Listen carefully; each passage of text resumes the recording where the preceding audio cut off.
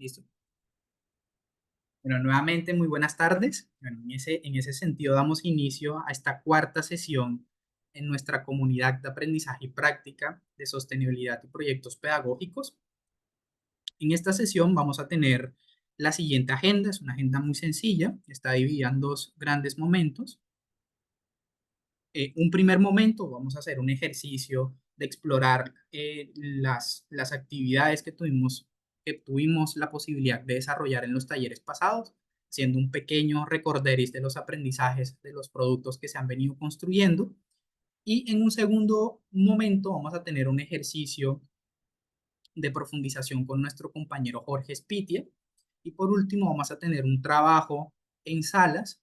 Ahí, como somos poquitos, vamos a revisar cómo nos organizamos, en donde vamos a presentar un poco cómo iniciar, digamos, el diseño de la propuesta de incidencia curricular, que como podrán recordar los que han venido participando en distintos talleres, es uno de los grandes productos de esta comunidad de aprendizaje y práctica, ¿no? Digamos, de manera general, esa propuesta de incidencia recoge los aprendizajes de implementación de la herramienta y las acciones que vienen movilizando desde sus comunidades educativas en una ruta muy sencilla, pero que nos permite iniciar ese camino de incidencia curricular y de promover estas actividades, ya sea de manera particular en el aula o de manera transversal en algún proyecto que se quiera promover desde cada una de sus instituciones educativas. La idea más o menos es estar hasta las 6 de la tarde. De igual forma, pues ahí vamos a estar revisando los tiempos para poder cerrar de la mejor manera. En ese sentido, como había señalado, pues el objetivo de este espacio va a estar en clave de estos dos elementos, ¿no? Primer ejercicio un poco con el cual pues, nos va a estar ayudando nuestro compañero Jorge sobre cómo podemos profundizar en ese enfoque restaurativo, pues, o cómo al final se traduce dentro de la práctica escolar, ¿no? Vamos a revisar con él qué implica el enfoque restaurativo en las comunidades educativas y eso al final, cómo se traduce en términos prácticos, ¿no? Introduciendo todo el tema de prácticas restaurativas. Jorge nos va a compartir incluso también algunas recomendaciones específicas para atender situaciones de tipo uno, ya pues vamos a estar revisando más adelante con ello. Y por otro lado, vamos a brindar este ejercicio de empezar a construir ese formato de incidencia para poder construir al final nuestra propuesta. Muy importante que tengamos presente es que en sesiones anteriores hemos hecho un ejercicio muy juicioso de poder ir, digamos, construyendo algunos materiales, de poder ir consolidando alguna información que nos permita precisamente fortalecer ay, qué pena, se me enredó la lengua, fortalecer ese documento de cierre. Y esos documentos, digamos, son los que de manera conjunta en el taller número 5, que es el último que vamos a desarrollar el próximo mes, pues nos va a permitir tener una propuesta de incidencia mucho más concreta, ¿no? Bueno, con ese pequeño abrebocas y con el ánimo de presentar un poco un contexto para quienes no se acuerden, para aquellos que están quizás un poco perdidos en la ruta que hemos propuesto este año. En el taller uno, cuando arrancó este proceso por allá a mitad de año, hicimos un ejercicio inicial de explorar y de reconocer cuáles son esas prácticas pedagógicas que ustedes habían o vienen implementando en sus instituciones educativas, teniendo presente que este grupo fue focalizado porque ya había participado digamos, de comunidades de aprendizaje y práctica en años anteriores y ya había tenido un acercamiento con la herramienta. Incluso algunos habían tenido la posibilidad de empezar procesos de implementación, algunos habían hecho un ejercicio de tomar los contenidos metodológicos o los contenidos conceptuales de la herramienta y fortalecer procesos particulares en sus instituciones educativas. Entonces, en ese primer taller lo que hicimos fue un poco como revisar qué había ocurrido con toda la información que le habíamos compartido en procesos pasados y cómo eso, si al final llegó a aterrizarse en la institución educativa o si todavía estaba en ese proceso de implementación, ¿no? En el segundo taller presentamos nuestro primer bloque de documentos de sistematización. Documentos que nuevamente están abiertos, el link lo hemos compartido por el chat de WhatsApp y que en cierta medida englobó esa experiencia que nos lograron presentar en el taller uno. Construimos un primer borrador de propuesta de incidencia para cada una de las instituciones educativas que tuvo la posibilidad de llenar la información en esos formatos. Y eso es un elemento muy clave, y es que la forma en la que nosotros tenemos la posibilidad de rebuscar y de poder registrar toda esta información es a través de las herramientas que les compartimos, ya sea Leo Jamboard o en última instancia, que se nos ha venido siendo mucho más fácil, la información que se encuentra al cierre del formato de asistencia. Entonces, cuando ustedes tienen la posibilidad de darnos esos datos, nosotros como equipo técnico podemos ir construyendo poco a poco, de la mano de sus respuestas, la información que condensa esa propuesta de incidencia.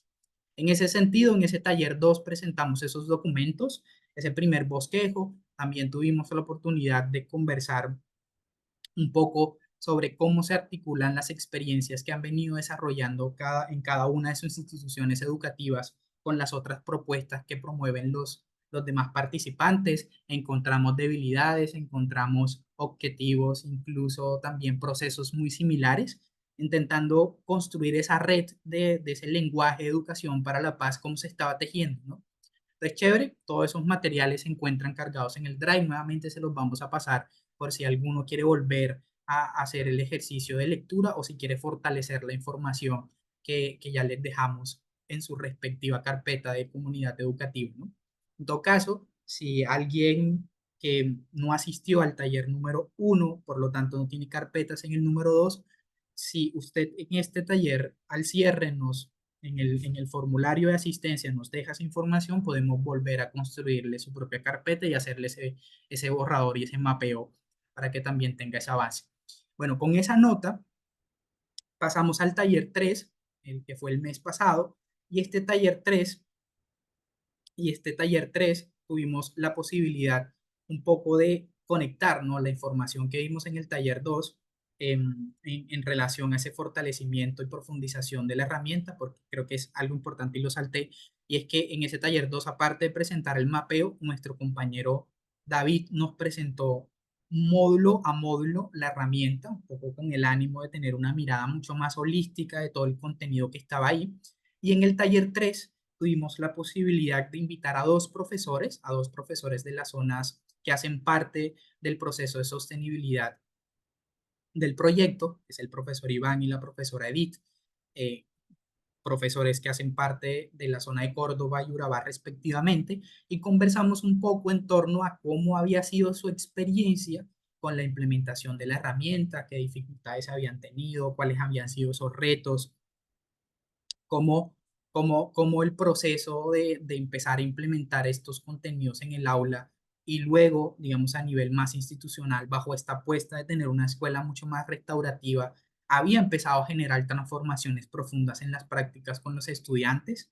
Ellos también nos comentaban sobre cómo esta ruta no es completamente vertical de logro en logro, sino que también hay momentos en donde hay bajadas, en donde hay dificultades en torno a la implementación, en donde hay situaciones específicas en la escuela de convivencia que en cierta medida dificultan el proceso, pero que el gran aprendizaje que habían tenido en términos generales es que la apropiación de estos contenidos y las réplicas a la larga tienen mucho significado dentro de la práctica de los estudiantes y mucho significado dentro de la práctica docente.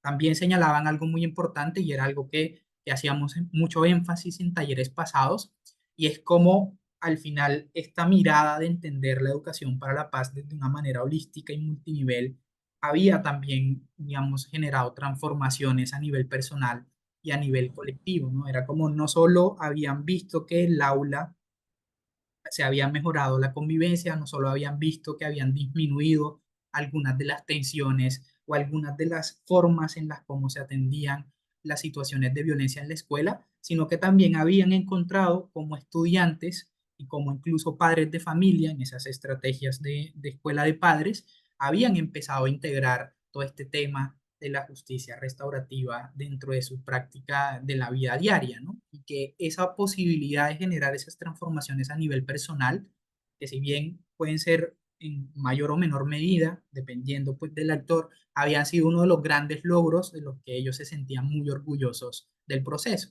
como ver un padre de familia que asistiera a un espacio y que este padre de familia tuviera la posibilidad de emprender, digamos, una conversación ante un problema de una manera mucho más pacífica, desde una postura mucho más restaurativa, desde una mirada de comprensión por el otro, desde una mirada no tanto desde el castigo, sino desde poder comprender las situaciones y poder llegar a acuerdos. Eso para ellos había sido muy valioso y nos invitaban al final a continuar con el proceso de implementación a quienes ya lo veníamos haciendo y asimismo a que las personas que no habían iniciado por X o Y motivo, pues se motivaran a seguir, se motivaran a empezar a abordar estos contenidos. Entonces, este taller, con eso, pues cerramos los tres talleres y este taller 4, a la hora de que el equipo técnico nos sentáramos a construir un poco la metodología y la sesión, tuvimos la posibilidad de revisar los comentarios que nos dejaron en el Jamboard de la sesión pasada, las notas de recomendación que nos hicieron en los documentos de asistencia, que como señalaba previamente, nos ayuda también a tener un registro en las preguntas de cierre. Y muchos de ustedes nos preguntaban sobre cómo de manera mucho más realista o de una manera mucho más palpable, cómo este enfoque restaurativo tiene eco de manera directa en la escuela, ¿no? Cómo yo puedo ponerme, valga la metáfora que vamos a revisar luego con Jorge, cómo yo puedo ponerme los lentes de lo restaurativo, ¿no? ¿Qué implica hacer esa transformación de paradigma, que implica hablarme de las prácticas con este enfoque en mi institución educativa y cuáles son esos retos y esas dificultades más aterrizadas al contexto que podamos como encontrar a la hora de abordar estos contenidos? Esa recomendación se repitió un montón, como muy bonito, como me parece muy valioso lo que están compartiendo, pero chévere, por ejemplo, que nos puedan aterrizar el enfoque un poco más y darnos algunas recomendaciones de implementación muy puntual. Entonces, para este taller 4 pues la idea es que podamos responder esta pregunta de la mano de nuestro compañero Jorge, como es una escuela restaurativa, y hacia el cierre, pues nos va a compartir algunas recomendaciones para atender situaciones tipo 1, por ejemplo, que puede ser como muy interesante que lo puedan resolver. De igual forma, comentarles que pues dentro de los materiales que hemos venido construyendo en el marco del proyecto, tenemos algunas guías específicas para atender situaciones tipo 1, tipo 2 y tipo 3, que luego se las podemos compartir al finalizar este taller, que sin duda van a ayudar un montón a poder tener una hoja de ruta que nos permita pues aterrizar estos contenidos, teniendo presente que al final estas recomendaciones y todo el material que les compartimos acá pues debe pasar por su mirada desde el contexto, debe pasar por las propias realidades escolares que viven sus comunidades educativas para luego transferirse dentro del aula, pero creemos que estos contenidos y estas recomendaciones le harán que ese camino hacia esa escuela más restaurativa pues sea mucho más sencillo, quizá no más fácil, pero sí sin tantos idas y venires que implica el trabajo individual.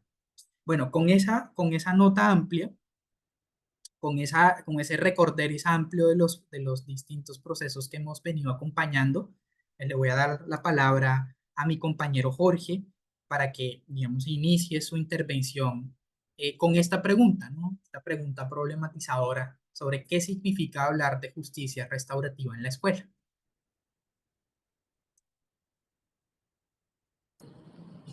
Hola José, ya tengo la palabra. Listo, adelante Jorge, bienvenido ¿Me nuevamente. escuchan bien? Qué pena con ustedes. Estoy aquí, me tuve que hacer en un lugar público porque no me dio tiempo de llegar a mi domicilio para atender la CAP.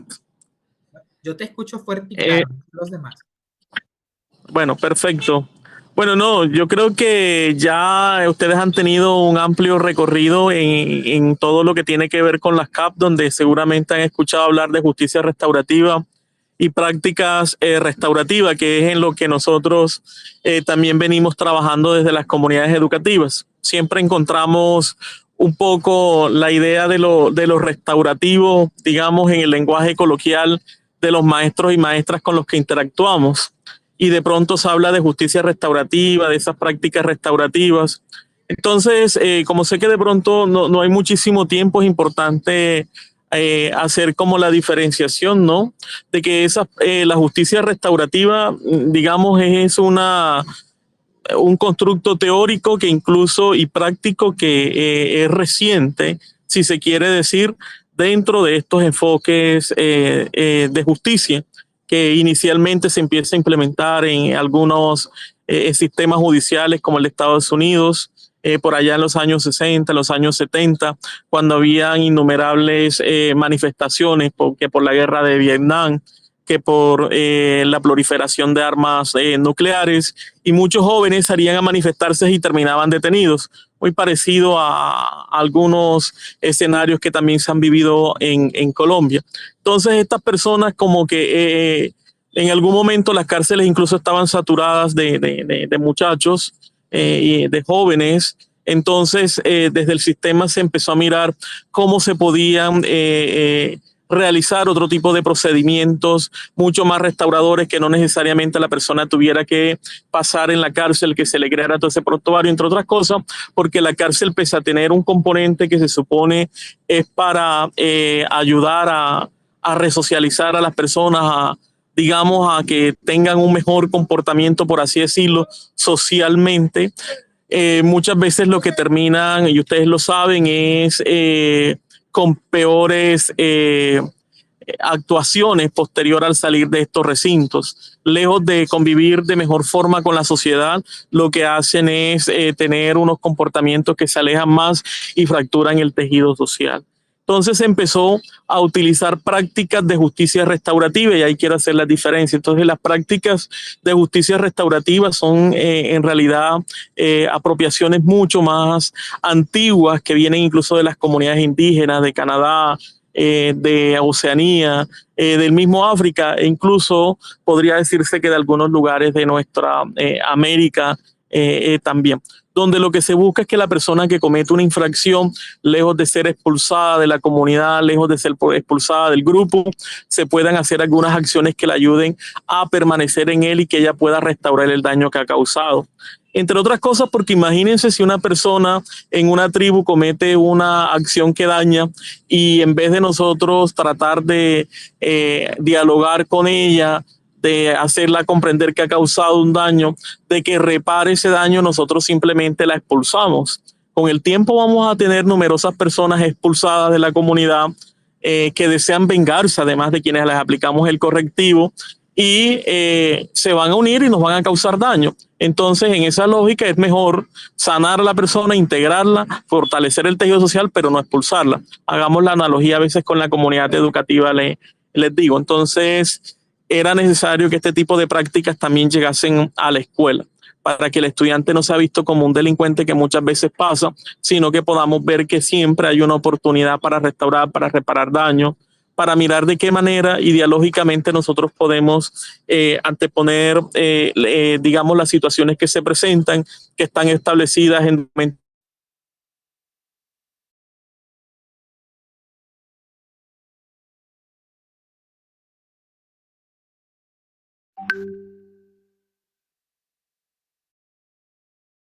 Uy, justo acabo de dejar de escuchar a Jorge. ¿Solo fue a mí? la importancia de construir comunidad, y ese construir comunidad implica que nos miremos todas y todas los que estamos dentro.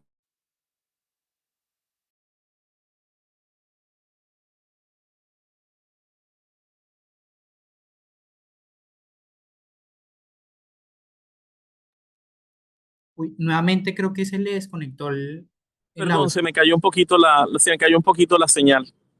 Sí, eso, ya nuevamente volvimos, Jorge.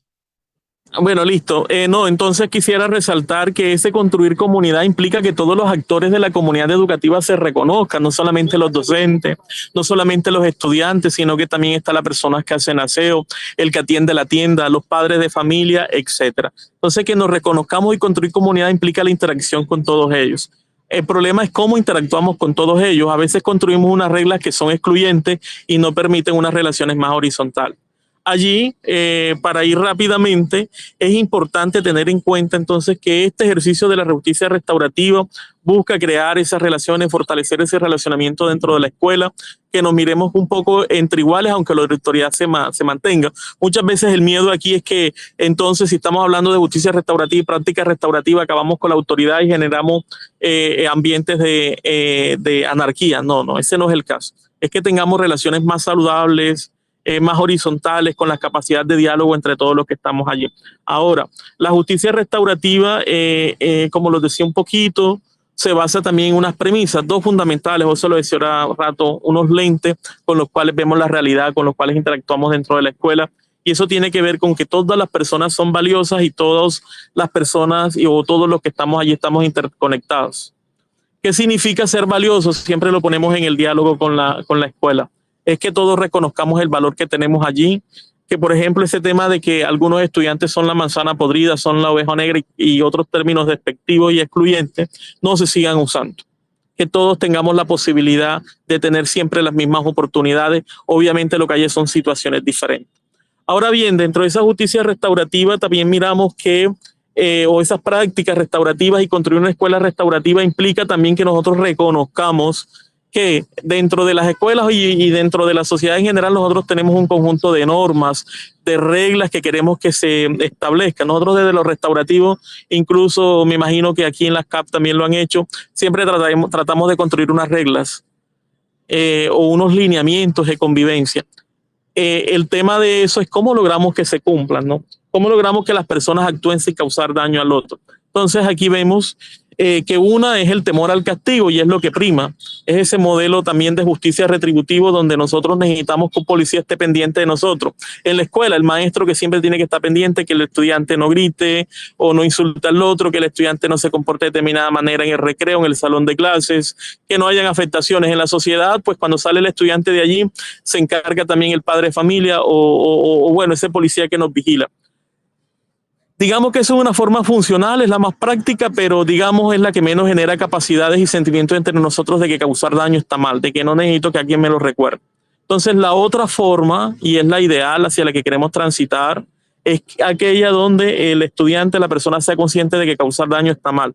Y que para eso necesitamos más bien generar en la persona comprensión de eso, necesitamos crear la posibilidad de que seamos capaces de reconocer los derechos del otro, de reconocer incluso ese dolor que puede sentir el otro cuando yo le causo una afectación y que yo puedo evitar hacer eso. Entonces buscamos unas personas más autónomas en ese sentido, de que yo no necesite estar recordándoles constantemente mediante el tema de que lo voy a castigar, que hacerle daño a otro está mal, sino que seamos conscientes de que causar daño está mal y ya no necesito hacerlo porque alguien me está obligando o me está viendo. Porque el problema del castigo, lo vamos a ver, es que luego, si no tengo quien me vigile, entonces cometo la infracción, entonces violento la norma, sea en la escuela, sea en la casa o sea en otro espacio de mi interacción con la sociedad civil. Ahora bien, nosotros nos hemos acostumbrado y es a veces también el choque con el cual a veces nos encontramos dentro de las mismas comunidades educativas cuando hacemos este tipo de actividades, este tipo de talleres, y tiene que ver en la forma como nosotros regulamos los conflictos y las relaciones humanas, cómo nos interactuamos. Muchas veces digamos, el fundamento de las normas y cómo actuamos está regulado por lo cultural, que es lo más amplio, ¿no? Nosotros llegamos a contextos educativos donde de pronto por el escenario de conflicto, por las mismas prácticas de la población, por ejemplo, aquí en la costa, por decirlo de alguna manera y sin el menor ánimo de generar susceptibilidad, el tema del machismo es muy fuerte, entonces encontramos algunas prácticas que seguían por eso. El tema de, por ejemplo, de que si hay alguna agresión hay que devolverla con fuerza, porque si a un niño u otro se deja pegar de otro niño, más allá de que fue que no quiso vengarse, es que de pronto tiene alguna orientación que lo hace más débil. Entonces eso en lo cultural pesa mucho y a veces se vuelve la costumbre y también se vuelve la norma. Nosotros encontramos entonces a veces que hay maestros que le dicen al niño, ay, ¿por qué te dejaste pegar? ¿Es porque eres tal cosa o qué? Entonces esas regulaciones están también de una u otra manera conectadas con otra que tiene que ver con lo moral. Para nosotros lo que es bien y lo que es mal. Y a veces también esto también está muy presente en los entornos escolares, en cómo juzgamos las cosas. Entonces pareciera que, por ejemplo, que aplicar la fuerza está bien porque nos hace sentir fuerte, porque es un derecho natural, etcétera. Y pocas veces nos atenemos a la regulación legal. Es decir, prestamos muy poca atención a la ley. Por eso ustedes escuchan y se hace muy común ese tema de que suerte con el bienestar y que se considera que entonces a los niños ahora no se les dé, que porque se les pega y demás, entonces los llamamos la generación de cristal. Y no comprendemos que hombre, se ha avanzado en una normativa que viene también atendiendo un reclamo de que la violencia no resuelve nada y que esos castigos violentos, aunque sean funcionales, se pueden regular a través de otras formas mucho más dialógicas, mucho más comprensivas, y eso lo vemos en varios entornos en donde esto se viene aplicando.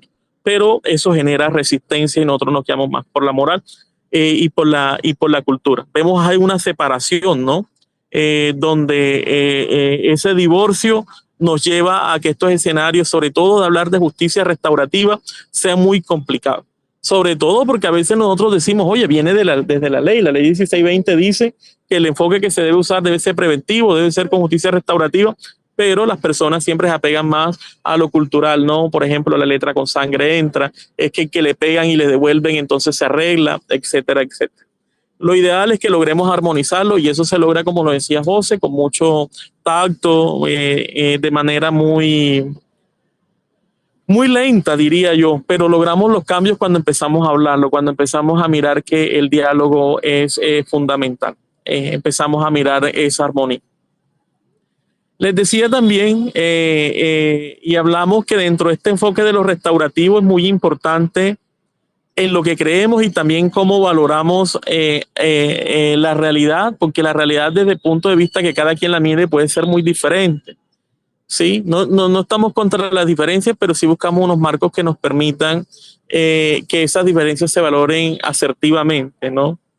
En ese sentido, decimos también que cuando estamos en este enfoque de lo restaurativo, hay que tener también una transformación interna, ¿no? Para usar estos lentes. Pero usamos unos lentes que nos permite, perdón la redundancia, ver la realidad de otra manera.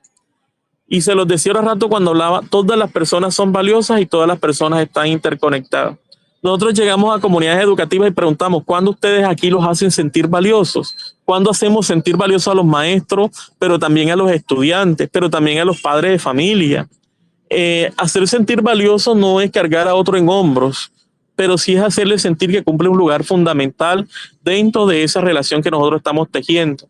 Que cuando hay también una discusión, por ejemplo, entre estudiantes, no hay uno al que hay que expresarle solidaridad, hay que expresarle toda la atención, sino que también al otro hay que mirar qué le pasa, qué le sucede, por qué actúa con resentimiento, por qué responde con violencia a actos incluso de cariño, ¿sí? Es sentir lo que también es valioso y que se puede integrar a ese tejido social. Pero también hay que hacerlo con el acudiente, también hay que hacerlo con la persona que hace la limpieza, porque todos prestamos un servicio fundamental y a la larga todos estamos interconectados, dependemos de eso. Yo siempre le digo a mis profes y a los estudiantes qué sería o qué será, porque nos toca a veces cuando vamos a una institución educativa y el baño está hecho añicos, que los olores son insoportables porque hay una persona de aseo. Allí reconocemos la importancia, pero cuando está, a veces no enseñamos a veces a tener ese respeto, ese diálogo también con esa persona, por poner un ejemplo para mostrar lo importante de que es esa interconexión. Y decimos que hay unos valores asociados también, entre muchos, está el respeto, la dignidad y la preocupación mutua. Perdón, José, yo ahí solamente me refiero a ese último que tiene que ver con la preocupación mutua, que dentro del enfoque restaurativo es muy importante. La preocupación mutua no es estar pendiente del otro simplemente porque me interesa manera de chisme que le está pasando, sino porque tengo una preocupación genuina de poderle ayudar, de poderle reparar, no porque yo le haya causado el daño, sino pues porque le puedo brindar un apoyo solidario para que también se sienta mejor y pueda contribuir a fortalecer ese tejido social, que es un tejido en red, porque si yo tengo en mi comunidad educativa y soy un maestro y mis otros maestros están afectados por algo, pero nadie se preocupa, entonces todos nos vamos a ver afectados por aquello de la interconexión. La preocupación mutua entonces es también dejar de lado ese tema de que los problemas hay que dejarlos en la casa. Es cierto, no podemos agredir a otro porque tengamos algún problema, pero sí los problemas como seres humanos los cargamos a donde vamos. Hay que buscar cómo los agenciamos y cómo también la comunidad educativa se convierte en un lugar que apoye, en el que la gente se sienta querida, etcétera. Y podamos promover y nutrir relaciones saludables, podamos reparar daños, podamos crear ambientes de aprendizaje justo. Insisto, todo esto tiene que estar interconectado. Sí. Allí, bueno, muy rápidamente, a veces entonces estos lentes, ¿cómo me los pongo? A veces entonces yo quiero que la persona, que yo tengo que tener muy atenta cuando me pongo estos lentes, cómo me está percibiendo y cómo percibo a la persona con la cual me comunico. A veces yo quiero que las personas hagan cosas, los estudiantes hagan cosas, mis directivos hagan cosas, mis compañeros docentes hagan cosas y yo decírselo, porque yo lo estoy solamente pensando, ¿no? Se requiere empatía y compasión cuando yo tengo este diálogo con el otro, ¿no? Se requiere también que yo le pueda decir de manera sutil también a veces qué se espera dentro del proceso, más no obligarlo a hacerlo, más no esperar que la persona actúe como yo quiera, ¿sí? También estoy consciente de las necesidades de la persona con la que estoy hablando. A veces yo estoy pidiendo cosas que la persona está en dificultades de hacerlo. Nos olvidamos de la humanidad, ¿sí? A veces no estamos también pendientes de cuáles son los valores, de cuáles son esas reglas de vida que también rigen a la persona. Por ejemplo, yo soy una persona que quizás no sea religiosa, pero respeto mucho quien tiene esa mirada, siempre y cuando no trate de imponerla en los contextos, pero respeto y valoro que allí también hay un conjunto de creencias que pueden aportar a lo que yo hago. Y lo otro está en la forma de ver en la que yo estoy juzgando a las personas. A veces yo estoy en un diálogo y en realidad yo estoy midiendo a las personas. Ay, ¿será que es un buen maestro? Mira cómo aplica la clase, porque la estará aplicando así si yo la hago de esta manera. Entonces yo me vuelvo el rasero para medir al otro. Dentro del restaurativo eso no es lo ideal. Lo ideal es que comprendamos las formas de hacer el otro y si yo le puedo recomendar que mejore, pues perfecto. O yo también puedo aprender de él. Recordemos, todos somos valiosos, todos estamos interconectados y ahí digamos, una premisa en que la escuela es ante todo un lugar donde reina el sentido del humano, ¿no? Donde no solamente somos trabajadores, somos compañeros, tenemos unos ambientes de camaradería, que es lo que se trata de expresar también dentro de todo el enfoque de lo restaurativo. Continúa, José. Por supuesto que hay un tipo, digamos que esto es muy breve, ¿no? Siempre que hacemos este taller lo hacemos de manera más ampliada, pero bueno, hay un conjunto de formas en las cuales nosotros vamos implementando esto de lo restaurativo, las prácticas restaurativas que ahorita si nos da tiempo vemos un poquito. Pero bueno, nosotros podemos decir que hay unas prácticas restaurativas. Las prácticas restaurativas, insisto, son las que aterrizan esa idea de la justicia restaurativa. La justicia restaurativa es un poco más teórica, es un poco más el marco legal. La práctica restaurativa es la que la aterriza, la que la hace realidad, como entro a la escuela, ¿no? Entonces hay unas prácticas restaurativas formales e informales. Informales, pues cuando tengo cosas que son muy sencillas, ¿no? Cuando hay un conflicto que simplemente es porque un estudiante gritó a otro, casi nunca lo hace, y yo de pronto necesito atenderlo. Hay unas prácticas restaurativas ya mucho más complejas que las puedo ir usando dentro de situaciones también mucho más complejas. Son prácticas ya de justicia, de prácticas formales. Por ejemplo, cuando ya tengo grupos identificados en lo que había un rompimiento de tejido porque uno agredió al otro físicamente y los tenemos claramente identificados en los dos bandos, ¿sí?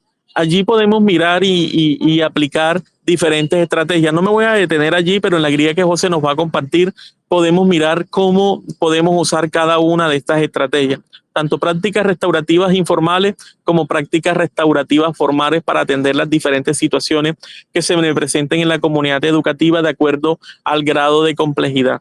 Las prácticas restaurativas independientes, si son informales o formales, tienen también pues un seguimiento, se les puede hacer todo como no lo quiero decir la palabra porque es muy retributiva, como una especie de expediente en la cual nosotros vamos mirando qué tanto funcionan cuando les aplico en este contexto, cuando les aplico en otro, sobre todo cuando les aplico en situaciones de tipo 1, para mirar si de pronto están funcionando, para no caer en que se generen situaciones reiterativas que pasen a tipo 2. Muchas veces esto se obvia, ¿no? Muchas veces estas situaciones no se les hace seguimiento y aquí tenemos esta oportunidad. Sigue, continúa, José. Siempre estamos haciendo el comparativo, obviamente, si estamos hablando de esta justicia restaurativa es porque supuesto reconocemos que existe el otro sistema dentro de las comunidades educativas, ¿no? Que tiene que ver con la forma como agenciamos las situaciones, ¿no? Aquí muy rápidamente, esto que vemos allí en pantalla son cosas que funcionan mucho y que se practican en la mayoría de las prácticas pedagógicas. El tema de aislar dentro y fuera de clase al estudiante porque cometió alguna infracción, ¿no? A veces a muchos de nosotros nos mandaban a un rincón o nos dejaban en el último lugar, etcétera. Quitar privilegios. Por ejemplo, algunos estudiantes les quitan que no pueden ir al baño porque están sancionados, porque hablaron, porque hicieron otra cosa. En Viva Psicología, me dicen muchas veces los maestros, docentes orientadores, que esto ya se ha satanizado. Ya el estudiante no quiere ir a la atención psicológica porque primero se le dice que el que vaya es porque es mal estudiante, porque hizo cosas malas, etcétera, etcétera. Y se pierde la oportunidad de que desde allí se le pueda brindar una orientación menor, que el estudiante incluso pueda acudir a el docente orientador de manera preventiva porque tiene algo que podría contar y encontrar apoyo allí. Entonces, está también el tema, y lo vemos mucho, por la práctica cultural, por ejemplo, en Córdoba, el tema de los sobrenombres, utilizando sarcasmos del maestro que hace humillaciones al estudiante como una forma también de corrección. No solamente como antes que de pronto ponían las orejas de burro, sino que también hacen este tema de colocar nombres como forma de castigo. Y está, por ejemplo, esos escritos pedagógicos donde al estudiante al estilo Bart Simpson lo colocan que no debo hacer tal cosa y que lo repita 100 veces. Siempre se los digo al maestro, usted puede poner al estudiante que diga 100 veces no debo decirle gordo a mi compañero y al terminar de escribirla 100 veces eso le dice gordo, aquí ya terminé la tarea, porque no se le queda en la mente. Eso no es lo que lo está mirando como un castigo, lo está mirando como una imposición, más no como algo que repare y lo haga consciente del daño que causa. Entonces la idea es superar eso. De igual forma, vemos que siempre también lo ponemos en discusión. Entre varias cosas, no me voy a detener mucho ahí porque ustedes lo miran, pero estos temas de castigar a través de aquello que acabamos de ver, primero, no se estimula, por ejemplo, la capacidad de empatía con las personas ofendidas. Siempre vamos creando allí el cisma de que quien sufrió una agresión empieza a ver al otro como un enemigo, porque a veces nosotros evitamos generar los espacios dialógicos, los espacios donde se escucha a la otra persona también porque fue la que se dio esta situación y que se reparen esos daños de manera consensuada. ¿Sí? El castigo también no va a la raíz del problema, simplemente atiende eso que se presentó allí, pero no atiende al estudiante, por ejemplo, que está cometiendo una situación, una reacción de manera reiterativa. ¿Por qué está actuando de esa manera? Debo hablar con el padre de familia, etcétera. Simplemente aplica un correctivo allí que puede que funcione, pero luego el estudiante lo va a seguir cometiendo. Y en algunos casos, como me contaba un padre de familia que me llamaba ayer a hacerme alguna consulta, lo que termina es que el estudiante lo expulsan del colegio, entregan los papeles, como dicen por allí, a sus padres de familia y no atienden la problemática que hay detrás o las razones que hay de eso. Y por el contrario, a un muchacho lo están condenando a otro tipo de situaciones, sobre todo si es en contextos como los nuestros, acá, por decir algo, en Córdoba. Me decía este papá, pues si mi hijo no me lo recibe en el colegio, mi temor es que me lo reciba otro grupo que sí lo quiere, que sí le brinda afecto, que está dispuesto a recibir. Deniega a veces la responsabilidad, y para todos, para nadie es un secreto que cuando un estudiante comete eso, lo primero es, si no hay evidencia suficiente que muestre que lo hizo, evita responsabilizarse de eso. Solamente porque yo lo vi, como dicen por allí, con las manos en la masa, es capaz de aceptarme. Pero el castigo lo que lleva es que la gente busque siempre la oportunidad de que si no me no me lo logran demostrar, entonces no lo hago. Claro, eso es una práctica que se extiende hasta nosotros los adultos, que bueno, si no me lo demuestran con fiscalía y abogado que yo hice tal cosa, no lo reconozco. Lo ideal sería que lo reconociera, que tuviera esa autonomía, además de tener la autonomía y la empatía de acercarse a la persona que ha ofendido para que la repare y dialogue con ella. Sí, José, pasa para no quedarme ahí.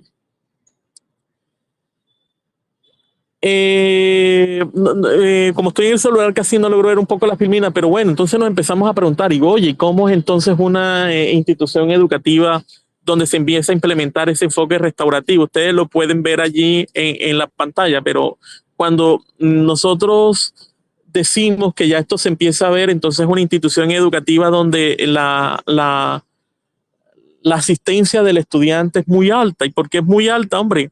Porque quiere estar allí, porque se siente acogido, porque es un lugar donde, lejos de regañarlo por todo y de ponerle castigos por todo, se le busca una forma de comprender las causas de lo que le está pasando, y allí entonces siente que tiene también un lugar de apoyo, un lugar donde se siente seguro.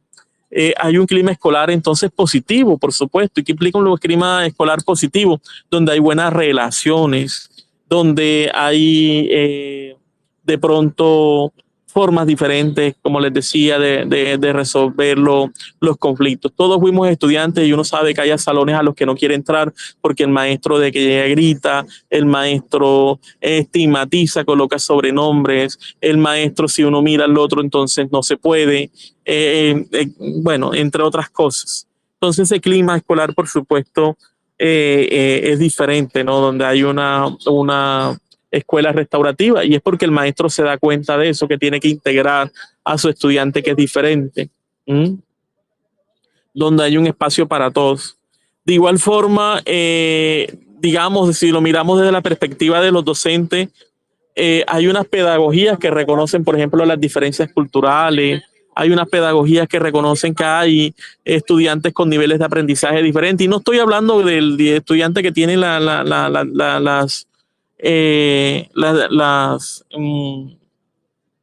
bueno, que tiene dificultades psicológicas y demás, sino pues hay estudiantes que tienen un ritmo de aprendizaje diferente al otro, y que yo lo puedo revisar y lo puedo apoyar dentro de mi aula de clase.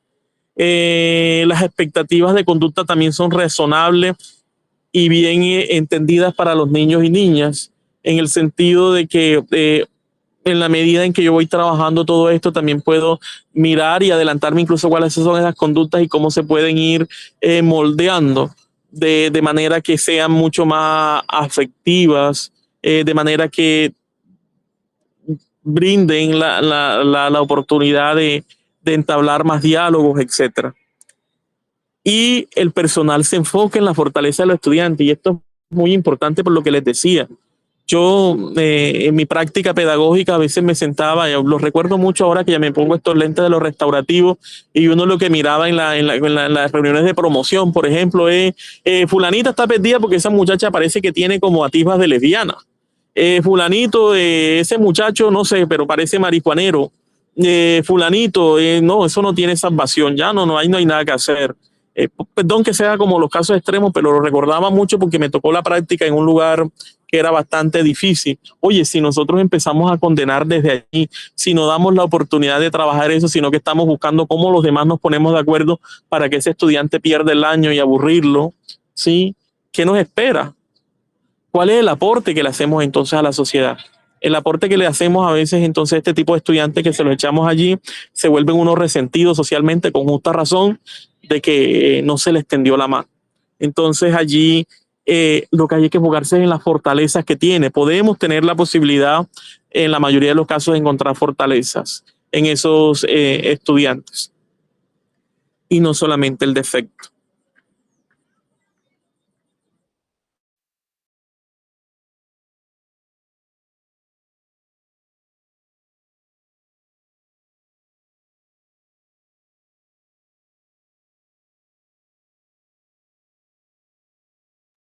Hola, hola, creo que Perdón, no sé si fue que se me cayó la señal. es justo te perdimos. Llegando a esta PPT, te perdimos. Ya estás de vuelta, ya te escuchamos. Ok, no, bueno, esto es un poco más ahondando más como en eso mismo. Eh, Como les decía, desde la práctica pedagógica, lo importante también es que el docente sea capaz de agregar valor a los logros de cada estudiante. Sentir lo que valen, que son valiosos. Obvio, compañeros y compañeras maestros, todos lo hemos sido. Sabemos que en algunos casos hay un estudiante que uno dice, oye, ¿cómo hago con ese? Porque es que ese es muy difícil. Hay casos de casos, no digo que no, pero en la mayoría, insisto, nosotros podemos encontrar oportunidades en las cuales podamos integrar a ese estudiante, hacer algo por ese estudiante y no simplemente resaltarlo como una persona que ya no hay oportunidad en ella. Eh, Tenemos la oportunidad de hacer conversaciones difíciles dentro de la comunidad educativa. Un docente con el que trabajábamos en este proyecto eh, acá en un contexto X de Córdoba nos decía, yo muchas veces pasaba por los salones y veía el maltrato hacia estudiantes que tenían alguna orientación sexual diferente y prefería no meterme. Lo veía como hombre. En la medida en que menos importancia le demos a eso, pues el estudiante mirará cómo va saliendo de allí, pero era como un temor afrontar eso. Hay que hacerlo, hay que crear el ambiente saludable, hay que atender estas situaciones desde esa perspectiva, desde lo dialógico. O por supuesto, hay que mirar cómo lo hacemos, de qué manera adecuada. Y ahí hay unas prácticas que nosotros nos permiten hacer eso.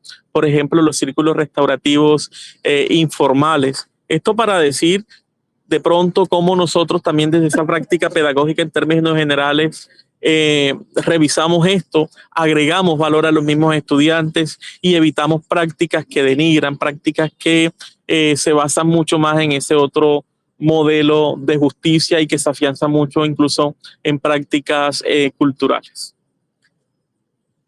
Pásame, José.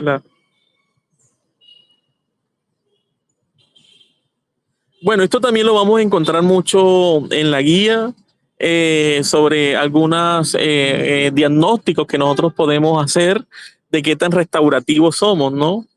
Eh, Cuándo nosotros podemos, o qué espacios, o qué cosas, o qué situaciones son las que nos acercan más a un enfoque restaurativo o por el contrario, si no estamos siendo tan restaurativos.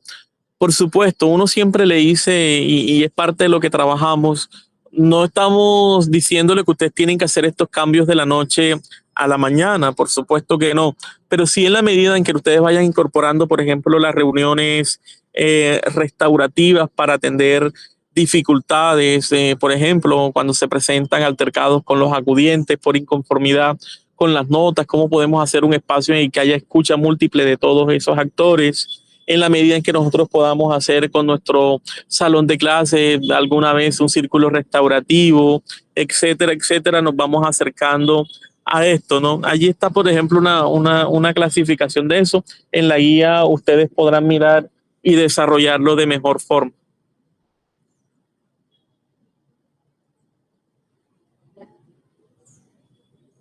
Y bueno, a mí esta gráfica me llama a veces la atención, está muy parecida a las personas cuando pierden un ser querido que dicen que siempre hay unas curvas en el marco del duelo.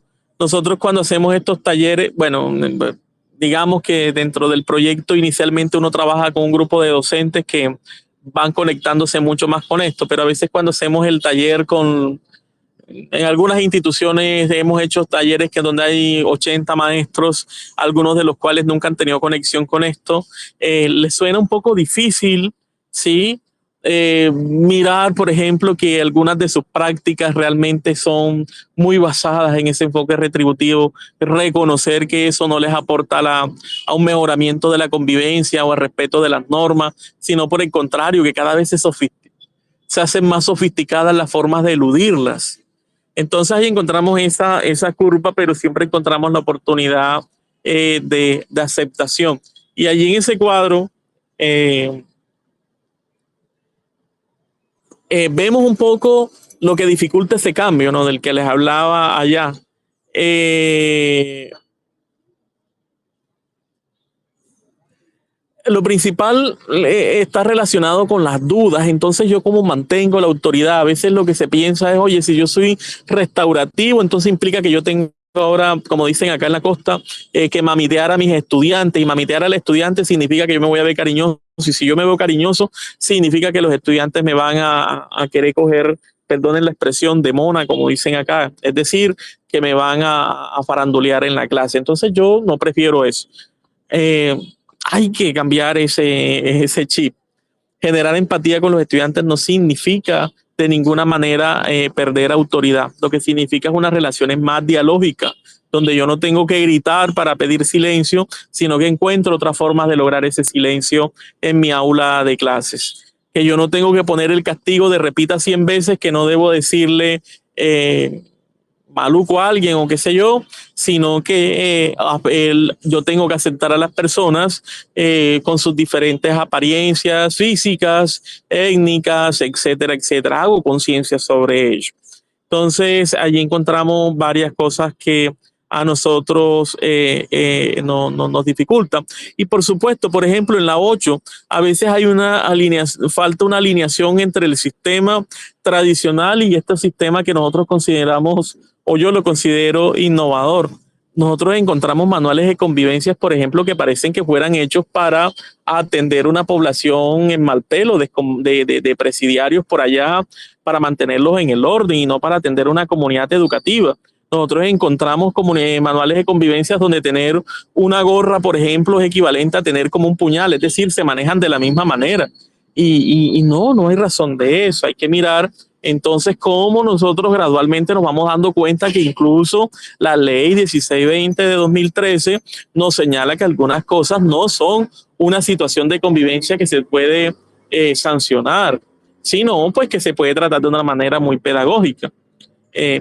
Por incluso cuando uno marca o raya paredes, etcétera. Entonces, hay a veces la institución educativa quiere transitar hacia eso, pero encontramos unos esquemas, por ejemplo, del manual de convivencia extremadamente rígidos. Incluso lo que uno más encuentra es que eso no ha sido construido ni validado por la misma comunidad educativa, sino que a veces, perdonen, no creo que pase con ninguna de sus instituciones, pero donde el rector pide que alguien le haga un muy buen manual de convivencia, que queda muy bonito, pero copiado de otro lado y que reúne un conjunto de prácticas que nada tiene que ver con su entorno. Es importante también, obviamente, que quienes lideran estos procesos, por ejemplo, ahí como si vemos en la parte 11, pues no me voy a tener en todas, sean personas que sean creíbles. Y ser creíble significa que si, hombre, si yo estoy basado en lo restaurativo, yo estoy promoviendo el diálogo, eso sea constante y no sea simplemente que porque estoy trabajando una guía. Es como yo siempre le digo a las personas que estamos trabajando con lo restaurativo, es como cuando nosotros ingresamos a una comunidad religiosa, cualquiera que sea. Yo no le puedo decir a la persona solamente en la iglesia, hermano o hermana, desearle bendiciones y demás. Eso también lo tengo que hacer en la calle, lo tengo que hacer en la carnicería, etcétera. Asimismo pasa dentro de la comunidad educativa. Hay que ser creíble en esto. No puede ser que yo en mi aula de clases, porque estoy implementando la guía, justamente entonces mis estudiantes todos son valiosos. Ah, pero mira aquel estudiante que no es de mi aula, mira dónde va aquel perdido, otra cosa. Hay que hacer también allí el campo. Pasemos, José.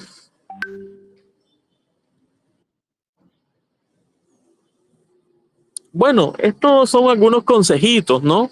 Que funcionan mucho. Todo esto lo van a encontrar en la guía.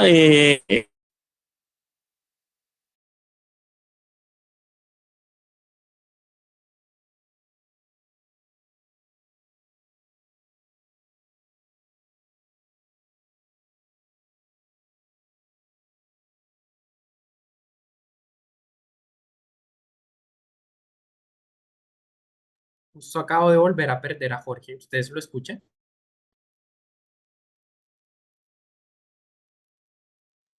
Perdí la señal. Eso, justo. Perdón, ¿me están escuchando? Sí, ya te escuchamos. Justo cuando ibas a conversar sobre este punto de reflexionar un poco sobre que el proceso de transformación arranca con uno, pues atendiendo un poco como esa mirada que Ok, ok. desde procesos. Ok, bueno, como sé que el tiempo apremia, bueno, no, simplemente estos son unos tips, ¿no? Que ustedes pueden también revisar en la guía para atender las situaciones de convivencia, desde este enfoque de lo restaurativo que José les va a compartir, la dirección de grupo y también lo que trabajamos en las herramientas justamente, restaurando ando, etcétera. Eh, no me voy a detener mucho como allí, quizás esto se escuche como cliché, pero por ejemplo, algo importante dentro de lo restaurativo no solamente es lo que decimos, es cómo lo hacemos. Pues en eso que dice allí, sé consciente del lenguaje corporal y el tono en que aplicas el lenguaje. A veces puede que dejamos algunas frases que son amables, pero con nuestros gestos estamos diciendo otra cosa. A veces con nuestros gestos también estamos despreciando al estudiante, le estamos causando gestos que no son los apropiados. Entonces hay que mirar cómo nos hablamos y cómo nos referimos con nosotros, ¿no?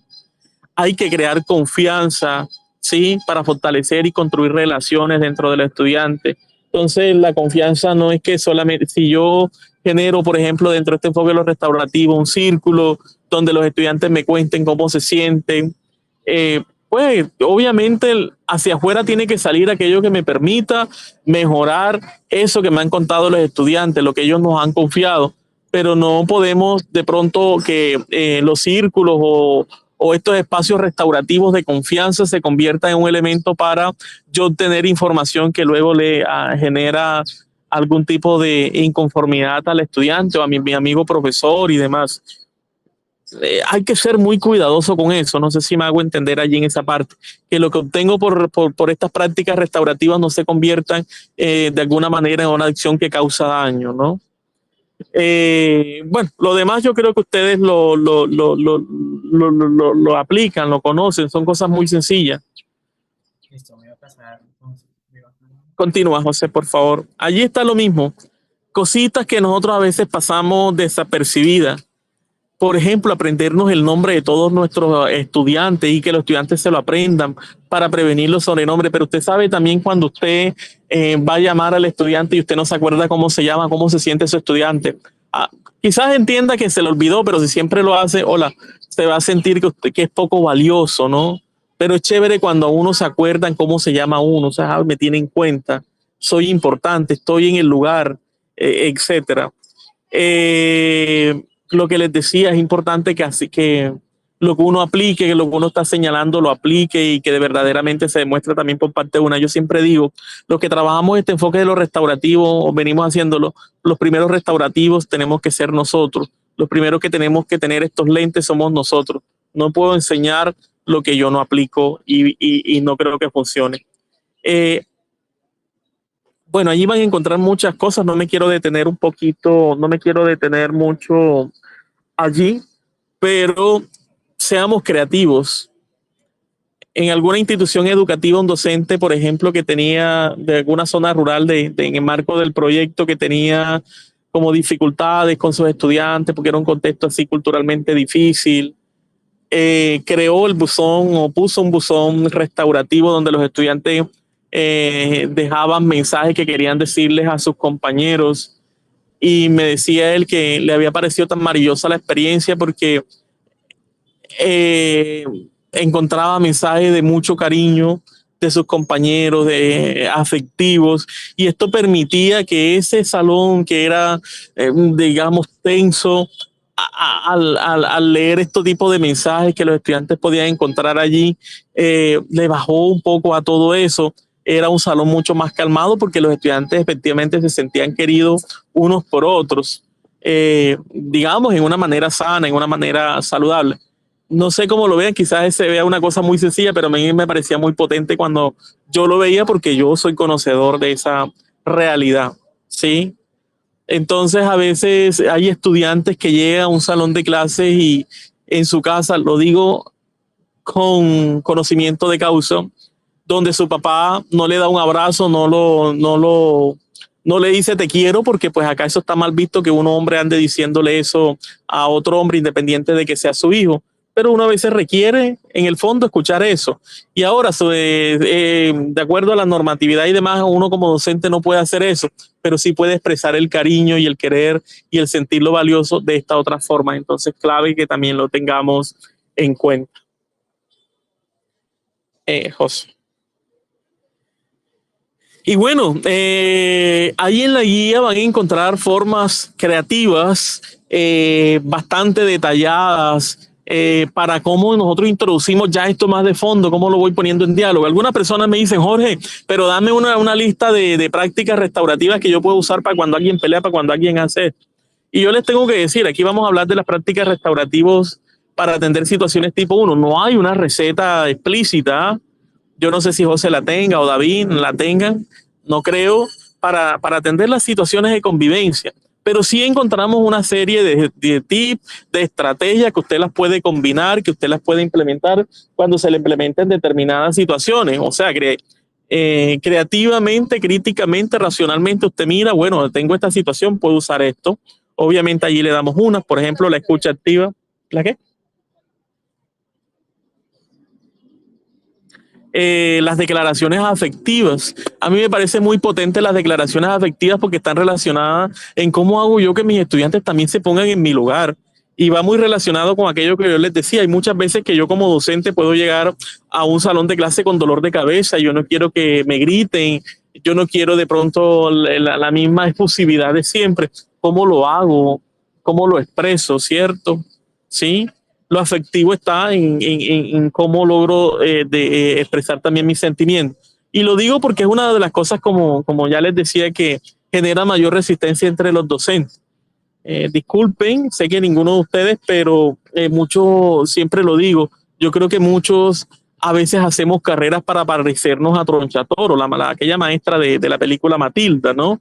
Que con solo los estudiantes nos vean, se calmen, se callen y tengan la tarea a la mano. Pero no, también podemos usar esto de las declaraciones afectivas, de expresar cómo me estoy sintiendo para que ellos me traten de esa misma manera y de ninguna manera pierdo autoridad. Yo también puedo hacer preguntas afectivas. No es lo mismo preguntar qué te pasa que decirle, oye, ¿qué te está pasando? ¿Por qué estás actuando de esta manera? ¿Cómo te sientes? Sí, cambia el lenguaje. Lo restaurativo está muy permeado como en el lenguaje, cómo lo voy usando. Y esto lo puedo usar en una situación, por ejemplo, cuando un niño grita, cuando un niño está interrumpiendo en clase. También puedo hacer... ¿Dónde está usted? ¿Dónde estás? Es conmigo.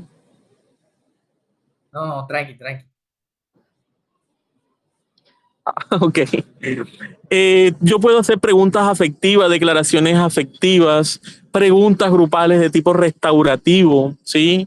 ¿Cómo hacemos nosotros para mantener la armonía dentro del salón el día de hoy y escuchar las opciones que allí también nos dan los estudiantes? Yo puedo hacer pequeñas reuniones restaurativas cuando, por ejemplo, los estudiantes están, 2 o 3 estudiantes se han agredido de manera esporádica, no ha sido frecuente. Yo puedo reunirme con ellos y mirar qué fue lo que pasó, escucharlos y tratar de recomponer esos vínculos, pero sobre todo de crear la conciencia de que, oye, no lo volvamos a hacer. Y como les decía, llevar también el seguimiento para ver si de pronto esta práctica se vuelve a repetir. Yo puedo mezclar la escucha activa, las declaraciones afectivas y las preguntas afectivas. Y puedo hacer círculos restaurativos informales, como les decía. Estas prácticas restaurativas son de tipo informal porque, digamos, no necesito una preparación previa. Yo no necesito sentarme aquí en este parque como estoy ahora. ¿Y qué preguntas afectivas le voy a hacer yo mañana a los estudiantes? No, porque pues la situación yo no me la estoy imaginando, sino que de pronto sucedió una situación tipo uno, un estudiante empujó levemente a otro estudiante y yo acercarme de una vez, mira, ¿por qué lo hiciste? ¿Cómo te sentiste ahorita que la empujaste? ¿Te genera bien eso? O sea, empezar un diálogo que lo permita caer en cuenta de que cometió una agresión. Y lo mismo con la estudiante o el estudiante afectado. ¿Sí? Entonces, puedo implementar en la medida en que estas de pronto situaciones sean un poquito más complicadas, entonces yo puedo usar una o varias, combinarlas, o por ejemplo puedo hacer un círculo restaurativo si la situación, si yo veo por ejemplo que en mi salón de clases los estudiantes, no sé, están tocando una temática o están haciendo algo que causa afectación, puedo hacer un círculo restaurativo.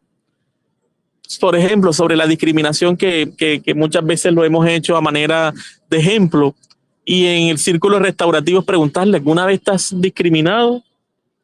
Cuando nosotros hacemos este tipo de preguntas y escuchamos a los estudiantes, ellos van a ver la conciencia que van creando, pero sobre todo cuando le preguntan si ellos lo hacen, si cómo creen que se siente el otro. A veces la persona actúa de una manera y lo hace, pero a veces es porque no siente lo que está pasando en la otra persona, sobre todo en los casos de bullying, en los casos de matoneo.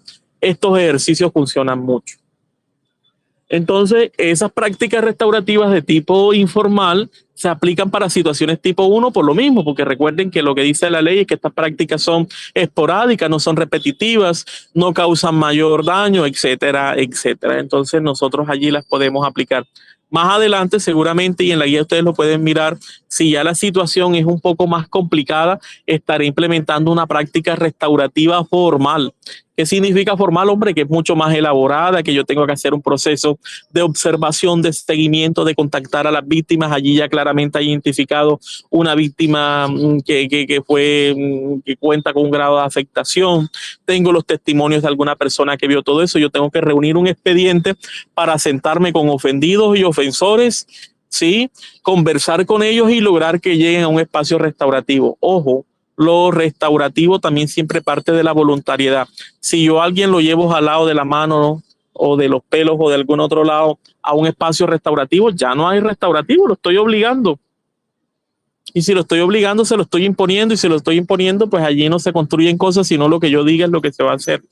Listo.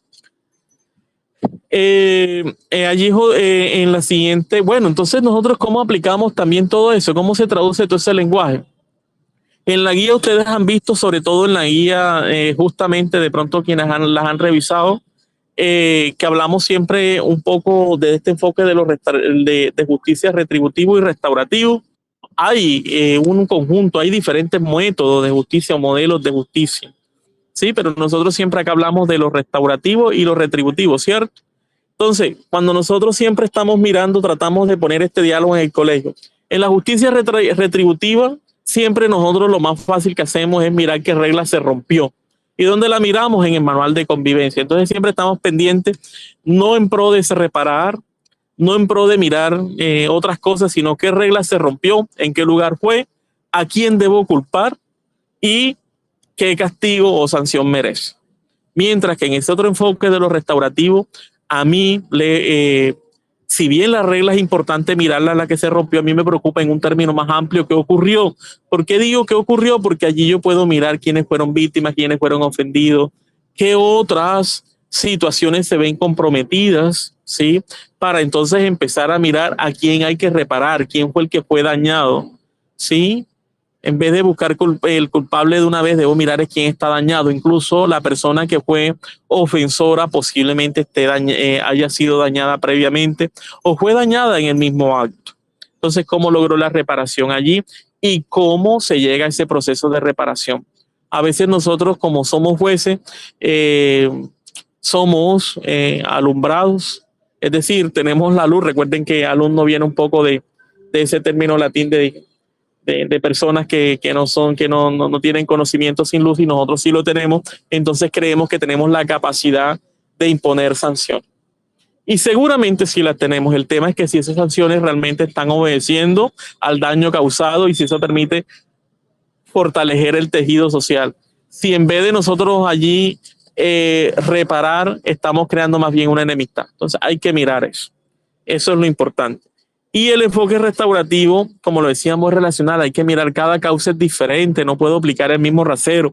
Por tanto, un manual de convivencia yo puedo tener allí cualquier cantidad de cosas, pero hay que tener en cuenta que cada situación puede ser diferente, aunque el hecho sea igual. ¿A qué me refiero? Puede que la situación sea de dos estudiantes que se fueron a golpes, sí, y en la otra situación también fue, pero entre una y otra habrán un sinnúmero de diferencias que yo puedo atender, incluso que puedo yo llegar un poquito más allá y, por ejemplo, atender ese núcleo familiar del cual viene el estudiante.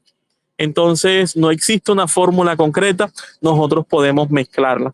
Incluso, aunque las prácticas sean tipo 1, Si es necesario implementar algunas prácticas ya más formales, más elaboradas, yo las podría hacer siempre y cuando eso pues tenga más un enfoque desde lo preventivo. Entre otras cosas, estas prácticas de tipo informal se recomienda usarlas constantemente para generar la prevención, para que no tengamos situaciones tipo 2. Entonces, que cada día seamos unas personas que podamos usar las estrategias socioemocionales de contención, de diálogo, de comprensión, que podamos hacer declaraciones afectivas desde mí, desde hacer sentir a los estudiantes que yo, Jorge, que soy su maestro, también tengo sentimientos, que yo también tengo unas afectaciones, que yo también espero de ellos, que yo también espero un comportamiento X de ellos hacia mí para que el espacio sea mucho mejor, que yo también puedo hacer preguntas afectivas y esas preguntas afectivas están relacionadas, como les decía hace rato, a ser cuidadosas, hacer que la persona realmente entable un diálogo constructivo conmigo, que pueda también hacer esas preguntas restaurativas, como les decía, de qué manera reparamos esta situación, muchachos. De qué manera hacemos que esta situación que estamos viviendo, de que hay alguien que está tirando papel en el salón, no se vuelva a repetir. Y así podemos seguir con los círculos de sanación, etcétera, dependiendo, como les decía, del grado de afectación. Allí ustedes ven un poquito cómo funciona,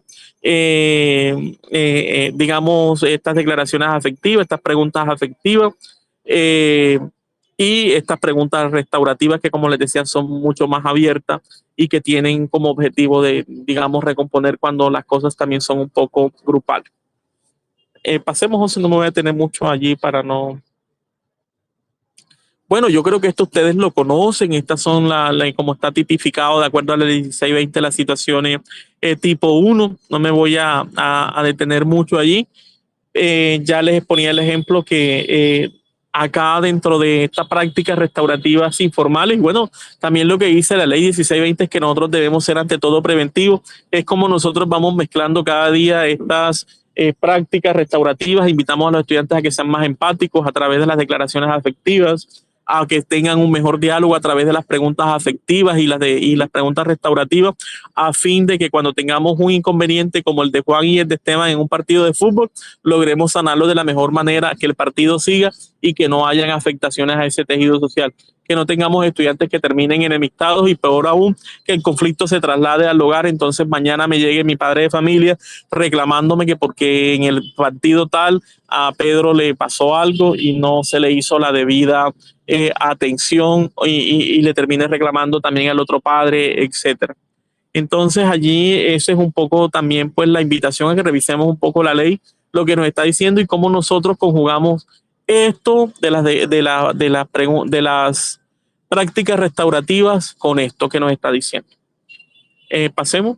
Nosotros hemos organizado y ahí tenemos una propuesta. Yo no logro ver bien acá mucho el esquema, pero nosotros tenemos una propuesta de esquema para que nosotros en nuestros manuales de convivencia migremos una ruta para atender esas situaciones de convivencia. Nosotros siempre hacemos un ejercicio y hay un diagnóstico que siempre planteamos, lo encuentran en las guías para primero identificar los tipos de conflictos más recurrentes que nosotros se nos presentan en las comunidades educativas, identificar quiénes son los involucrados. ¿No? Nosotros siempre pensamos como maestros que las situaciones de convivencia solamente se presentan con estudiantes. Nunca pensamos que, por ejemplo, nosotros también como maestros tenemos dificultades. Que podemos allí implementar las prácticas restaurativas, incluyendo esas tan sencillas como las declaraciones afectivas y las preguntas afectivas o los círculos informales. Siempre les digo, nosotros llegamos a comunidades educativas donde hay docentes de la mañana, por ejemplo, que no se miran bien con los de la tarde, que los docentes de primaria no tienen las mejores relaciones con los de primaria, con los de bachillerato, que los docentes de bachillerato de un mismo plantel, por ejemplo, están en una competencia constante que a veces los lleva a no tener unas relaciones saludables. Los docentes de lengua castellana están muy, muy atentos de que su evento del 23 de abril en el que se conmemora el Día del Idioma es el mejor. Y luego vienen los del 20 de julio de sociales también a hacer el mejor evento. Y luego los que trabajan en el medio ambiente, etcétera, en vez de trabajar unas relaciones mucho más compartidas, donde se enfoquen en que los tres eventos salgan de la mejor manera, por poner un ejemplo. Entonces, mirarlo desde ese punto de vista. Bueno, pero volviendo aquí, entonces nosotros proponemos un esquema, un protocolo. No le estamos diciendo rompan el que ustedes tienen, les estamos diciendo miren qué tienen a través de ese análisis de conflicto, de lo que están participando, de las rutas que están utilizando, si son funcionales, ¿sí? Y cómo puedo complementarlas o reemplazarlas por esto que nosotros le estamos proponiendo acá. Como ustedes saben, de acuerdo aquí el esquema, ustedes lo pueden revisar de mejor manera. Las situaciones tipo 1, dice la ley 1620, que deben ser, en primer lugar, digamos, atendidas por los docentes. No es necesario escalarlas al docente orientador o quizás sí, pero al coordinador de convivencia o al rector. Nosotros llegamos a comunidad educativa donde lo primero que nos dice el docente, el coordinador de convivencia es que todos se lo están echando a él y esto dificulta mucho más los procesos. Las tiene que atender él. Bien las puede mirar, entonces aquí les decimos, oye, usted miró cuál fue la situación de convivencia, salga inmediatamente, atiéndala. Como ya usted se ha leído esta guía y usted ya sabe lo que es una declaración afectiva y tal, usted mira qué práctica restaurativa puede implementarle allí, si es una declaración afectiva, si es una pregunta restaurativa, si hay que hacer un círculo de sanación, en fin, la que usted considere que se puede aplicar en ese momento o si les puede aplicar, porque pues yo obviamente puedo hacer declaraciones afectivas y responder también con una pregunta afectiva. Se pueden mezclar, ¿sí?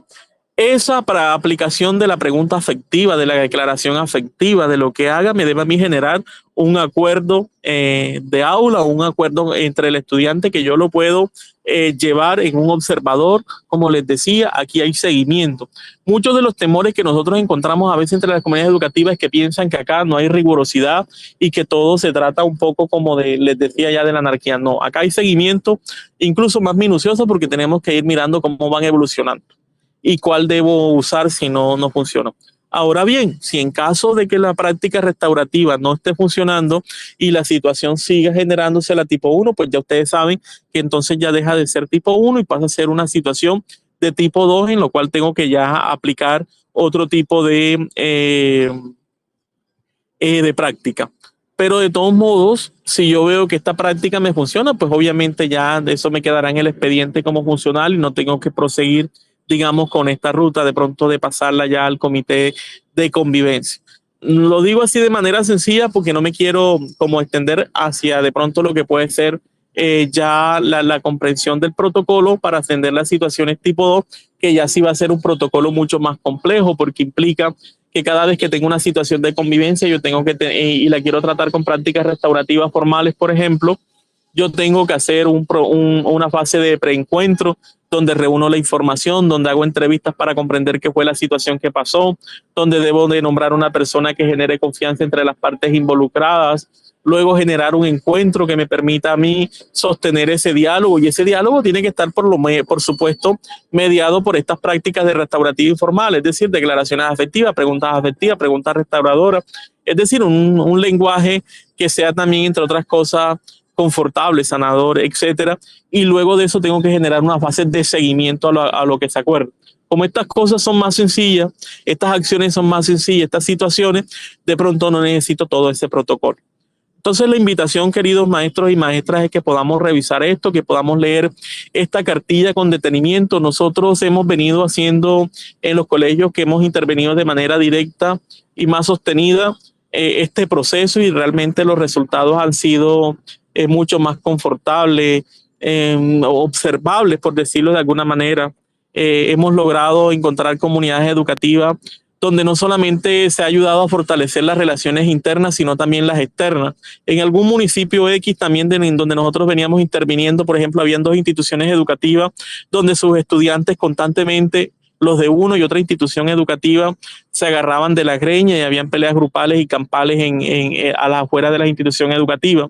Cuando nosotros llegamos y empezamos a intervenir esa situación, a mirar qué era lo que estaba pasando. Por supuesto, empezamos con unos círculos internos entre los grupos que se generaban las discusiones. Esos círculos nos permitieron a nosotros recabar alguna información e ir identificando que la cuestión no era solamente las relaciones rotas, allí no solamente estaban entre los estudiantes, que eran, digamos, la violencia visible, directa, si uno quiere explorar el lenguaje de Galto, y sino que, por ejemplo, nos permitió ver que a nivel de las dos instituciones también había una ruptura, que era necesario acercar más las instituciones educativas porque ellas estaban separadas, entre otras cosas, por una panadería, por algo cercano. Entonces era necesario entablar relacionamientos entre ellos. Y cuando nos acercamos entonces con los docentes de, de las instituciones educativas de las dos, veíamos que efectivamente había una ruptura de relaciones. Unos docentes decían, es que no, aquellos de allá son mejores que acá, que se creen los mejores, que allá nos echan estudiantes malos, que tales y pascuales. Cuando nos reuníamos con las directivas, también veíamos que había esta ruptura. Entonces iniciamos un proceso de acercamiento. Hoy son instituciones educativas que no están compitiendo unas con otras. Bueno, de pronto sí, todavía se percibe eso, sería mentiroso decirles que no, pero hoy, por ejemplo, organizan unas semanas culturales de pronto donde se pueden integrar actividades de una con la otra. Nuestros eventos de Educapaz los hacemos de manera conjunta, hace que el Foro Municipal de Paz, en las semanas de la ciencia se invita a una u otra a participar y a conocer lo que están haciendo, y de pronto no la competencia tan radical donde cuál era la institución educativa que organizaba la mejor feria de la ciencia. Hoy también estamos invitando que las instituciones educativas, lejos de ser el grado 11 de la institución X contra la institución Y, es que los dos grados estén integrados por estudiantes de ambas instituciones y se pueda generar sí un sentimiento de competencia, pero un sentimiento de competencia mucho más humanizado, diría yo, donde se fortalece el tejido social y demás. Entonces ahí yo creo que hay una clara vivencia también de eso. Hemos encontrado instituciones educativas donde al aplicar esto, por ejemplo, en algún municipio del Urabá, nos decían, aquí ha bajado el nivel de estigmatización entre los mismos estudiantes, ha bajado, y si baja la estigmatización, por lo menos baja el bullying, baja el matoneo. Y esto pues con una práctica reiterativa, colgando también estos mensajes en las paredes del colegio, pudiendo compartir estas formas con nosotros, y obviamente las aulas vocalizadas también ayudaban mucho. Entonces quería pues compartirles eso y muchas gracias. Disculpen en lo de que de pronto no fui claro. De todos modos, aquí a través de la pantalla a veces se complejiza un poco hablar de esto, pero bueno, eso es un poco la vivencia que hemos tenido dentro del proceso y en lo que yo he compartido. Jorge, muchísimas gracias por tus valiosos aportes, muy, muy significativo. David, ¿tienes la mano levantada? Sí, no agradecerle mucho a Jorge por lo que nos ha compartido. Yo solo quería como añadir tres cositas muy puntuales que fui poniendo aquí como en una libretica mientras escuchaba a Jorge y en su exposición.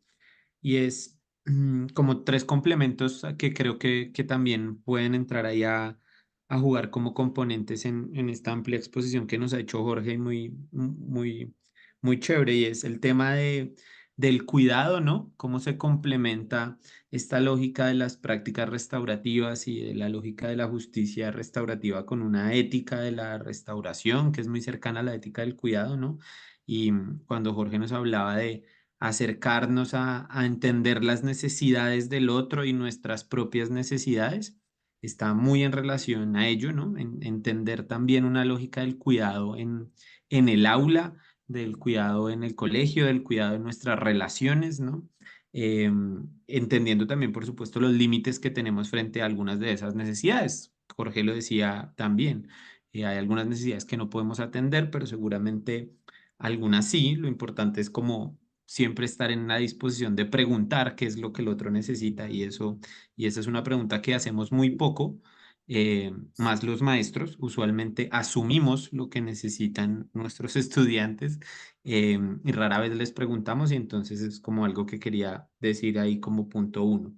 Punto dos, que está también muy conectado a lo que hablaba Jorge, y es poder, y está finalmente muy conectada a la lógica de la justicia restaurativa, es como poder también generar una visión distinta del conflicto. Nos han enseñado muchas veces a temerle al conflicto. Somos un país además por obvias razones asociadas al conflicto armado, en donde el conflicto de una lo llevamos como hacia ese plano, pero realmente pues la construcción de paz no implica la ausencia de las conflictividades o de los conflictos, que son connaturales del ser humano, sino más bien cómo entendemos el conflicto como una posibilidad pedagógica, creativa para transformar. Y por último, que también Jorge lo hablaba cuando tocaba el tema de la ley 1620, y es como también las hibridaciones son posibles, es decir, nosotros somos muy conscientes que Educapaz y desde la jurisdicción además también tenemos una preferencia por lo restaurativo, pero eso no niega y no implica que las hibridaciones son posibles y que por supuesto dependiendo de los casos, como además está estipulado también en la ley de convivencia escolar, pues se pueden hacer cosas diferentes y se pueden además también generar complementos. Creo que eso también es muy, muy importante. Y ya para cerrar y abrir la palabra a todos los profes y profes que están aquí escuchándonos, a los profes, yo les ponía por ahí en el chat una cita que me gusta mucho y que tenía todo que ver con una parte de la reflexión que hacía Jorge sobre las actitudes que debemos tener como maestros cuando nos involucramos en estos procesos. Y es una cita de James McGinnis, que es un académico que habla sobre los estudios de paz y básicamente habla de cómo en la paz y en la educación para la paz, el medio es el mensaje, es decir, que la paz no es una cosa conceptual que enseñamos, sino que es más bien una cosa experiencial que vivimos y que si no lo apropiamos desde esa manera, desde lo experiencial y desde la lógica de transformar, de cuestionarnos, de realmente, digamos, incorporar y transformar esos valores y esas habilidades, pues nuestras palabras simplemente como educadores para la paz caerán un poco como muertas, ¿no? Porque no se vuelven un ideal abstracto que no se experimenta. Entonces, me parecía muy chévere que justo Jorge hizo como una reflexión muy, muy, muy por el estilo, y esa frasecita de James McGinnis se las quería compartir porque es una frase que siempre nos acompaña, digamos, como en un llamado a, a no quedarnos solo en lo conceptual, sino a transformar, a vivenciar las prácticas realmente, y eso es difícil, por supuesto, es retador, pero bueno, es interesante. Entonces, simplemente esos tres complementos, querido José, muchas gracias. Y a Jorge, muchas gracias. Muchas gracias, David, por esas apreciaciones muy sentidas. Bueno, antes, bueno, teniendo presente un poco el tiempo, no vamos a alcanzar a desarrollar el momento 2 que teníamos planeado para este taller. Recordemos que este momento 2 está un poco en clave de presentarles ese documento que nos ayuda a construir la propuesta de incidencia. Entonces, lo que vamos a hacer es que con Cami vamos a tomar la información que nos compartieron en el listado de asistencia, también vamos a utilizar la base de datos de las personas que han venido participando y que por X o Y motivo no alcanzaron a venir a este espacio y los vamos a llamar. Entonces vamos a llamarlos, les vamos a mandar un correo electrónico un poco explicándoles en qué consiste este formato de propuesta de incidencia y un poco con la información que nos compartieron en talleres pasados, que ya también se les vamos a volver a dejar por el grupo de WhatsApp. Vamos a ir tejiendo entre todos esas propuestas de incidencia, porque es importante tener presente que para el taller 5 la idea es que no tengamos, digamos, no venga otro invitado especial, o no sea David, o no sea mi persona quien dinamice el centro de la reflexión del taller, sino que sean ustedes los que nos cuenten cómo han logrado construir esa ruta preliminar en esa propuesta de incidencia, y que tengamos la posibilidad también de conversar cómo este proceso a lo largo de las distintas sesiones pues, nos ha ayudado a organizar un poco más nuestras ideas y a forjar esa primera ruta de trabajo. Bueno, con esa notica particular y ya para cerrar, pues me gustaría abrir el micrófono a los participantes, un poco también con el ánimo de reaccionar a la participación que Jorge muy humildemente nos acaba de compartir en el día de hoy, y con eso pues, podemos ir cerrando este espacio. Entonces el micrófono es suyo, quien quiera abrirlo y reaccionar, bienvenido es al espacio. Buena tarde para todos y todas. Buenas tardes, Hola, muy buenas, Adriana. profe. Buenas Eh, tardes. de verdad que me alegra mucho encontrarme hoy. Hoy logré conectarme, terminé todo el tema de trabajo y logré conectarme, pues e ingresar. No había logrado hacerlo, siempre se me cruzaba con algo. Si tengo la guía, pues estamos revisando y hemos estado intentando implementar todo el tema de justicia restaurativa. Lo que tú decías, Jorge, no es fácil porque venimos de una práctica muy punitiva, ¿no? Y muy de retribuir como el ojo por ojo y diente por diente y mirar como que solamente de manera ruda se puede lograr como el cambio actitudinal en los chicos. Eh, Pienso que es necesario, pues sí, sumar ideas para lograr consolidar unas apuestas que realmente lleven a transformar un poco estas prácticas. Yo creo que sí necesitamos estar como muy unidos y tener acompañamientos permanentes, o sea, por lo menos mientras se instauran esas nuevas prácticas que nosotros, como les digo, estamos intentando hacerlo con el círculo de la palabra. Ha sido muy bonito realmente ver chicos, por ejemplo, que después de una agresión, siendo amigos y se golpean por cosas pues que ellos mismos consideran que son mínimas, logran poder manifestar sus emociones, ¿no? La tristeza que les generó, como la sorpresa que no esperaban, por ejemplo, eso de un amigo. Entonces, sí, son cosas que uno cuando los escucha y está allí con ellos acompañando ese proceso, pues realmente ve la necesidad de crecer en este asunto e ir pues dando como que todos crean de que es factible transformar las prácticas, porque hay mucha incredulidad en la mayoría de los actores de los espacios escolares, de los papás, en los mismos chicos hay incredulidad, pero ellos siempre, no, suspéndelo, sácalo, échalo. Eh, no es fácil, no es fácil, eso que ha sido un proceso como muy suave, ¿no? Desde que surgió la ley 16-20 pues se ha venido transformando, pero pues la transformación ha sido muy lenta y a pesar de ello no se ha logrado que haya un cambio también en el tema de paradigma, ¿no? Es complejo.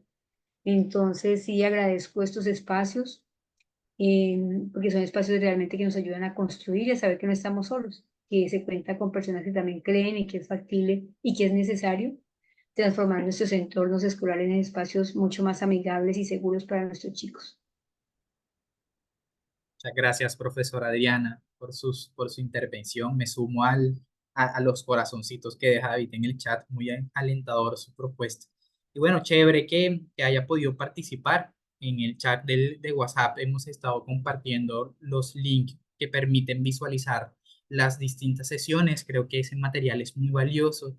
Si tiene la posibilidad de sacarle tiempito y poder verle, se lo recomendaría un montón. Y bueno, aquí continuaremos abogando por esa propuesta y por ese sueño, ¿no? De cómo construir escuelas más restaurativas, generar escenarios más respetuosos y armoniosos en nuestras comunidades educativas. Bueno, con esa intervención, ¿hay alguien más que quiera dejarnos algunas palabras de cierre o podemos ir cerrando?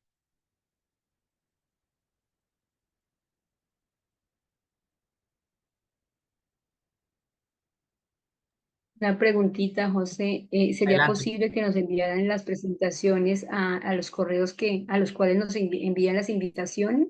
Sí, sí, le podemos mandar vamos a mandar al correíto cuando Cami nos acerquemos Ajá, a ustedes para pedir la información. Ahí le vamos a mandar en el correo todos listo. los datos. Tenemos como un Gracias, repositorio donde gracias. está como todo. Y por el grupo de WhatsApp le dejamos los links, le dejamos los demás materiales de soporte para que tengan eso ahí a la mano. La profesora Paola Solarte en el chat nos deja un mensajito también que dice muchas gracias por ayudarnos a sembrar esta semillita en nuestras instituciones educativas. Muchísimas gracias a usted, profesora, por venir y bueno, ese es nuestro gran sueño, ¿no? Cómo seguimos dejando esas semillas, esperamos que florezcan pronto y se sumen a este movimiento de educación para la paz. Bueno, no siendo más, creo que podemos ir cerrando, son las 5:53. Agradecemos profundamente a todo el grupo que se quedó estas 2 horas, a Jorge, a David, a nuestra compañera María Traga, que también está muy pendiente por el chat, y esperamos vernos en nuestra última sesión el próximo mes, ya pues, muchísimo más material y que seamos, en este caso, nosotros los espectadores y que podamos escucharlos a ustedes también. Bueno, un abrazo fraternal y que tengan un muy buen resto del día. Chao, chao.